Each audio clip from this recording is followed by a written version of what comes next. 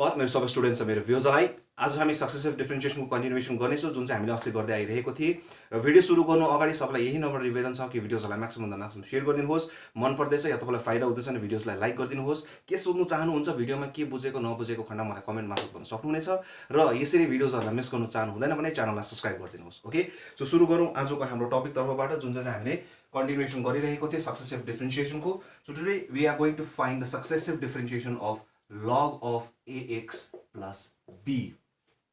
So हामीले अस्तिको उसको देख्यो भन्दाखेरि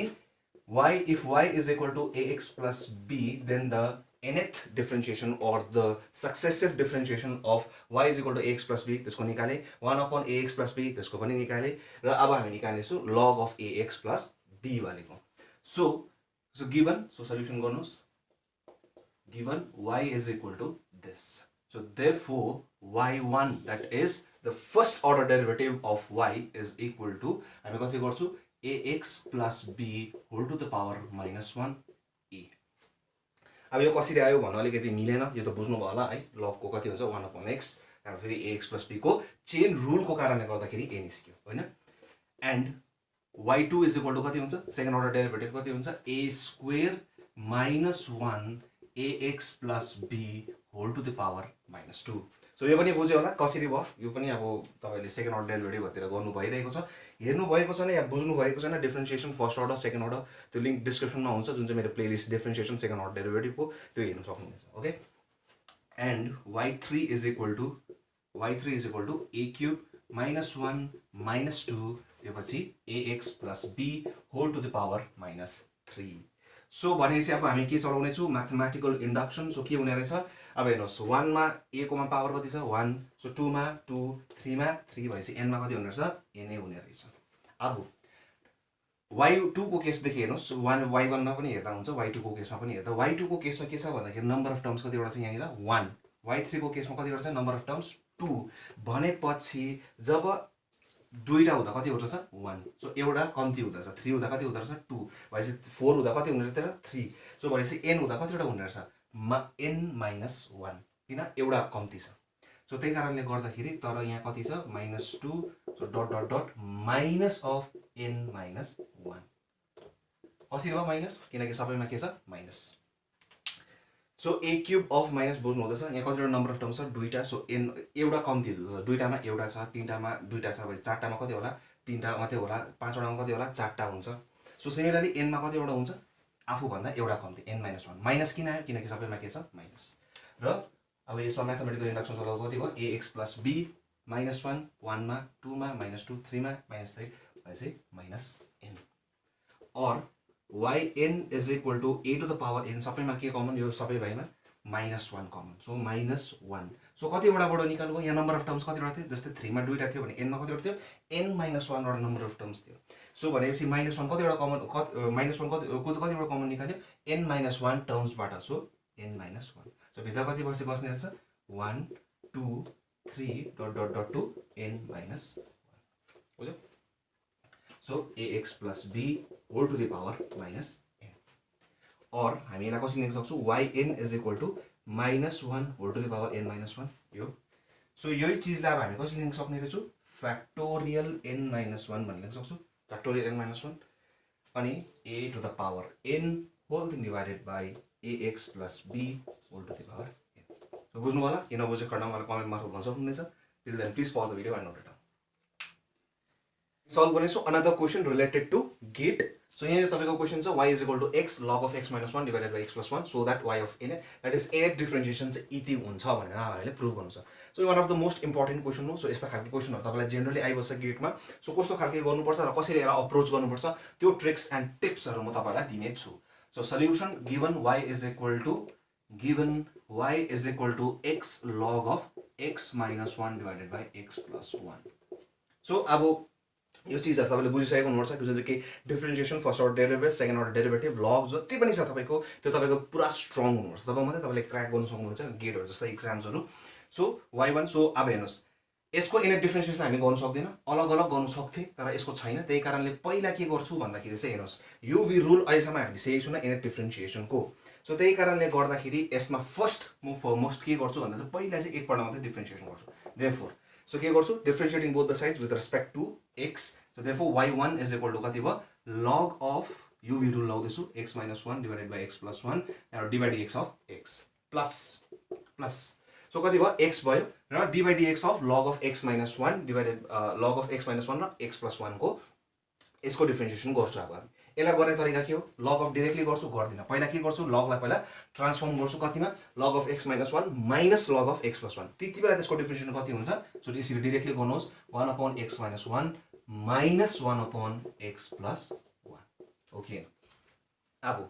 x ले के गर्नुहुन्छ जनरल तपाई मल्टिप्लिकेसन गर्नुहुन्छ जुन चाहिँ कति भयो x माइनस x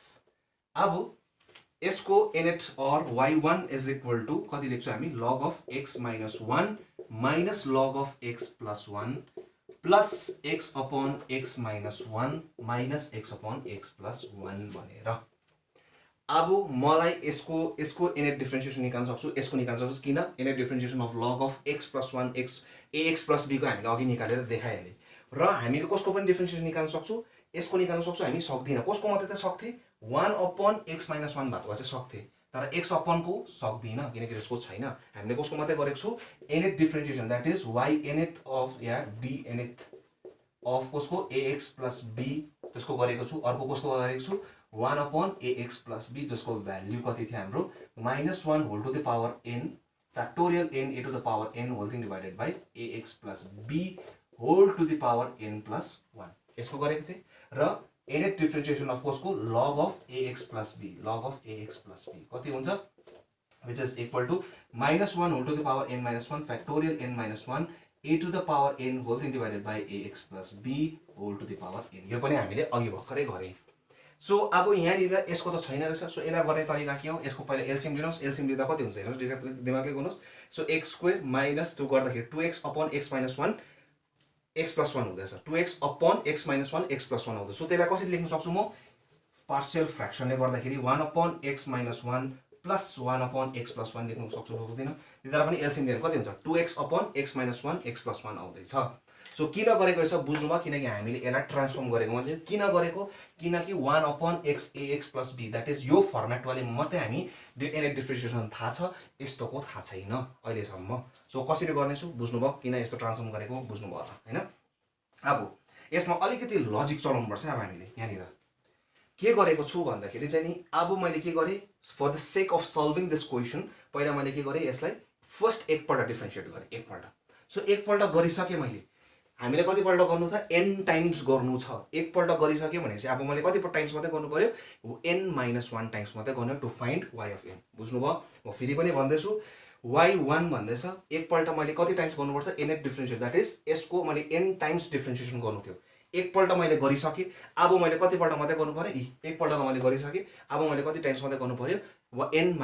1 टाइम्स मात्रै गर्नु पर्यो to find y of n बुझ्नुभयो so therefore differentiation therefore y of n कति हुने रहेछ भनेपछि इज इक्वल टु अब एकपल्ट त भइसक्यो नि त यो डिफरेन्शिएट अब कति टाइम्स मात्रै गर्नुपर्ने रहेछ n - 1 टाइम्स मात्रै गर्नुपर्ने रहेछ सो यसको n टाइम्स गर्दा कति हुन्थ्यो n टाइम्स गर्दा कति हुन्थ्यो -1 whole to the power n - 1 factorial n - 1 a to the power n whole thing divided by ax + b whole to the power n भनेर हुन्थ्यो अब n - 1 टाइम्स भनेपछि n को बदली कति लेख्नुहुन्छ n को बदली कति लेख्नुहुन्छ हेर्नुहोस् n हुँदाखेरि कति थियो यहाँ n - 1 सो n को बदली अब कति टाइम्स मात्रै गर्नु पर्दैछ हामीले n - 1 टाइम्स सो n को बदली कति हाल्नुहुन्छ तपाई n - 1 सो कति भयो ओभरअल कति भयो -1 whole to the power n - 2 भयो कि भएन सो n को जग्गा कति हाल्नुहुन्छ n - 1 so factorial n - 2 a को भ्यालु कति छ नि र 1 सो जति नै दियो 1 लाई त्यति नै हुन्छ whole thing divided by x - 1 whole to the power सरी n - 1 बुझ्नुभयो n को जग्गामा n - 1 हालेको किनकि हामीले कति मात्र डिफरेन्शिएट गर्नुपर्छ अब n - 1 टाइम्स मात्रै गर्नुपर्छ किनकि एकपल्ट अलरेडी गरिसके माइनस सो सेम पनि यहाँ पनि त्यही हुन्छ -1 whole thing to the power n - 2 factorial n - 2 त्यो पछि a टु द पावर जति नै दिनुहोस् त्यति नै हुन्छ र कति छ x + 1 whole thing divided whole to the power n - 1 so यहाँ पनि त्यही प्रोसेस प्लस यसको कति हुन्छ अब हेर्नुहोस् n हुँदा कति थियो पावरमा n थियो फ्याक्टोरियल n थियो a to the power n थियो सो हेर्नुहोस् n - 1 टाइम गर्दैछु सो कति हुने रहेछ -1 whole thing to the power n - 1 यो बुझ्यो कति हुन्छ factorial n - 1 a to the power n minus 1 हुन्छ सो जति नै दिउँ त्यति नै हो so ax plus b whole to the power n plus 1 so n को बदली कति हाल्नुहुन्छ n minus 1 हाल्नुहुन्छ सो minus 1 plus 1 क्यान्सल भयो सो कति मात्रै उब्रिने रहेछ n मात्रै उब्रिने रहेछ त्यो चाहिँ कति छ x minus 1 whole to the power n clear छ यहाँसम्म plus minus 1 whole thing to the power minus 1 to the power n minus 1 factorial यहाँ पनि त्यही हो n minus 1 नै हुन्छ बुझ्नुभयो त्यही हो प्रोसेस हो दिनले x plus 1 whole to the power n so यहाँसम्म क्लियर छ होला सो के नबुझे खण्डमा मलाई कमेन्ट मार्फत भन्न सक्नुहुन्छ फेरि बुझाउनु फेरि पढाइदिनु म गरिदिइहाल्छु त्यसमा के आपत्ति छैन मेन चाहिँ तपाईले बुझ्नु पर्यो सो यहाँ हेर्नुहोस् -1 whole to the power n minus 1 छ फ्याक्टोरियल n minus 2 छ यहाँ फ्याक्टोरियल n minus 2 छ अब तपाईको दिमागमा के हुन्छ हेर्नुहोस् पहिला के निकाल्नु पर्छ मैले फ्याक्टोरियल n minus 2 निकाल्नु छ सो भनेपछि मैले के गर्नु पर्यो कमन फ्याक्टोरियल n minus 2 र के निस्किँदैछ -1 to the power n minus 2 निस्किँदैछ भनेपछि यहाँ त अलरेडी छ यहाँ अलरेडी छ अब यसलाई कसरी बनाउने सो अब प्रोसेस चाहिँ यहाँ हेर्नुहोस् -1 to the power n minus 2 कसरी ल्याउँछु म हेर्नुहोस् त सो कसरी गर्छु -1 to the power n minus 2 भनेर लेख्न सक्छु -1 to the power n minus 1 लाई हो के नि 1 बुझ्नु भयो इन्डिसेस डट त्यो पछि के थियो मेरो फ्याक्टोरियल के थियो मेरोमा n minus 1 थियो सो फ्याक्टोरियल n minus 1 लाई म कसरी लेख्न सक्छु n minus 1 factorial n minus 2 भनेर लेख्न सक्छु बस त्यही गर्नुहोस् सो कति भयो n minus 1 सो अलिकति तपाईले अब उयसमा क्यामेरामा अलिक देख्दैन होला सो म फेरि पनि भन्दैछु repeat n minus 1 factorial n minus 2 भनेर लेख्न सक्छु फ्याक्टोरियल n minus 1 लाई यो त थाहै छ कम्बिनेसन सो सिमिलरली यहाँ पनि त्यही हुन्छ सो कति हुने रहेछ -1 to the power n minus 2 n minus 1 factorial n minus 2 so के गरे मैले फ्याक्टोरियल n minus 1 लाई म कसरी लेख्न सक्छु n minus 1 factorial n minus 2 भनेर सो अब कमन के निस्क्यो और yn is equal to -1 n minus 2 factorial n minus 2 भनेर कमन निस्कियो ओके न जस्तै कमन निस्कियो सो कति बस्यो 1 upon सो दिमागले सोचिहाल्नुस् कति भयो 1 upon x minus 1 whole to the power n minus 1 so यसलाई म कसरी लेख्न सक्छु upon x minus 1 सो त्यो माथि गयो सो कति भयो x minus 1 whole divided by x minus 1 whole to the power n so similarly यहाँ कति छ माइनस अफ यहाँ पनि त्यही हुने रहेछ x plus 1 whole divided by x plus 1 whole to the power n so बुझ्नुभयो अब यहाँनिर के उब्रियो यो पनि गयो सो के माथि भयो minus of n minus 1 so यसलाई मल्टिप्लाई गर्दिन माइनसले मल्टिप्लाई गर्दिन कति भयो plus of 1 minus n okay न whole divided by x minus 1 whole to the power n so similarly यहाँ पनि उयो गर्दै हाल्नुस् माइनसले यो जो चाहिँ -1 उब्रिराख्छ त्यसले मल्टिप्लाई गर्दिनुस् यसलाई कति हुन्छ 1 minus n whole divided by x plus 1 whole to the power n सो यो ठीक छ सो यहाँनिर म अलिकति यहाँ रब गर्नेछु यो उब्रेन और yn is equal to कति हुने रहेछ -1 whole to the power n minus 2 factorial n minus 2 त्यो पछि भित्र के बस्यो हेर्नुस् अब तपाईं के गर्नुहुन्छ यो सँगै राख्नुहुन्छ कति भयो x minus 1 plus 1 क्यान्सल भयो सो कति मात्रै उब्रियो x minus n whole thing divided by x minus 1 whole to the power n ठीक छ यो दुई भाइमा के गर्नुहुन्छ भने चाहिँ सिधै तपाईले के गर्नुहुन्छ माइनस कमन निकाल्नुहुन्छ सो माइनस कमन निक्लिँदाखेरि कति बस्यो x plus n उब्रिँदाखेरि upon x plus 1 whole to the power n सो यो प्रुफ गर्नु थियो हामीले सो बुझ्नुभयो सो केही नबुझे खण्डमा मलाई यो बुझ्नु भयो होला नि है सँगसँगै राखेर सो केही नबुझे खण्डमा मलाई कमेन्ट मार्फत सोध्नु सक्नुहुनेछ सो या तपाईले के सजेसन्स तपाईले के सजेसन्सहरु दिन चाहनुहुन्छ तपाईलाई चाहन्छ भने तपाईले मलाई कमेन्ट मार्फत भन्न सक्नुहुनेछ या मैले तपाईलाई भनेको छु फेसबुक इन्स्टाग्राम या मलाई इमेल गर्न सक्नुहुनेछ कुनै पनि चीजको तपाईलाई खाँचो परे so till then please pause the video and note it down y is equal to x to the power n divided by x minus 1 find nth differentiation of y so यसको हामी कसरी गर्नेछु यसको अलिकति इन्ट्रेस्टिङ खालको some रहेछ यो त्यही कारण म तपाईलाई सल्भ गर्दिन्छु सो हेरौँ सो सल्युसन सो के गर्छु y is equal to given y is equal to x to the power n upon x minus 1 which is equal to यसलाई हामी ट्रान्सफर्म कसरी गर्छौं इन्डेफिनिट इन्टिग्रेसनमा पनि यस्तो खालको सम धेरै नै हुन्थ्यो सो यसलाई के गर्छौं हामी x minus 1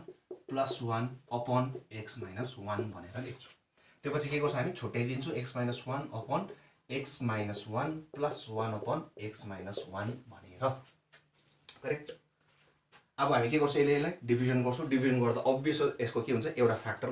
घटेर आउँछ एउटा पावर घटेर आउँछ that is x to the power n minus 1 plus x to the power n minus 2 plus dot dot dot कति हुन्छ x plus 1 त्यसपछि plus 1 upon x minus 1 अब यसको के हुन्छ भन्दाखेरि therefore अब हामीले के निकाल्छौँ yn निकाल्दैछौँ so yn is equal to कति भयो यसको कति भयो 0 प्लस 0 प्लस अभियस हो 0 प्लस 0 प्लस यसको कति हुन्छ -1 whole to the power n factorial n a to the power n सरी 1 टु द पावर n हुन्छ whole thing divided by x minus 1 whole to the power n plus 1. So which is ultimately equal to -1 whole to the power n factorial n whole thing divided by x minus 1 to the power n plus n. अब तपाईले कति सोच्दै होला यो कसरी 0 भयो हैन so हामीले के गरेको थिए त्यो हेर्नुस् nth differentiation of ax plus b मा हामीले के पढेको थिए ax plus b whole to the power m मा के पढेको थिए यहाँ मैले तपाईलाई एक्सप्लेन पनि गरेर देखाएको छु अगर हेर्नु भएको छैन सो प्लिज फर्स्ट भिडियोज हेर्नुस् सो इक्वल टु 0 हुन्छ कहिले when obvious हो कि when n is greater than m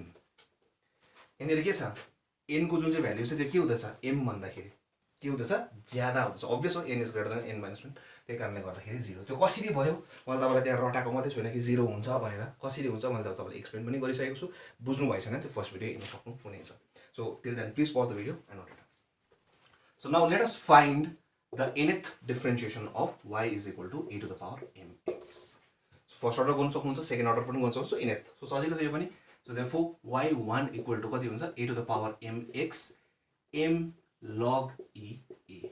हो सक्छ? So यसलाई कन्स्टन्ट हो सँगै लेख्नुस् पहिला m log e a भनेर कन्स्टन्ट तलाई a to the power mx. So अब फेरि यसको डिफरेन्शिएसन गर्नुस्. Therefore y2 is equal to कति भयो m square log e a square र e to the power mx बुझ्नु और y3 is equal to therefore y3 is equal to m3 log ea whole cube a to the power mx so भनेपछि obvious हो यसको nth order डिफरेन्शिएसन कति हुने रहेछ nth order derivative sorry nth order derivative कति हुने रहेछ m to the power n log ea whole to the power n a to the power mx so बुझ्नु के नबुझेको खण्डमा मलाई कमेन्ट मार्फत भन्न सक्नुहुनेछ till then please pause the video and note it down y is equal to e to the power mx अब त तपाईलाई थाहै भएको कुरा हो है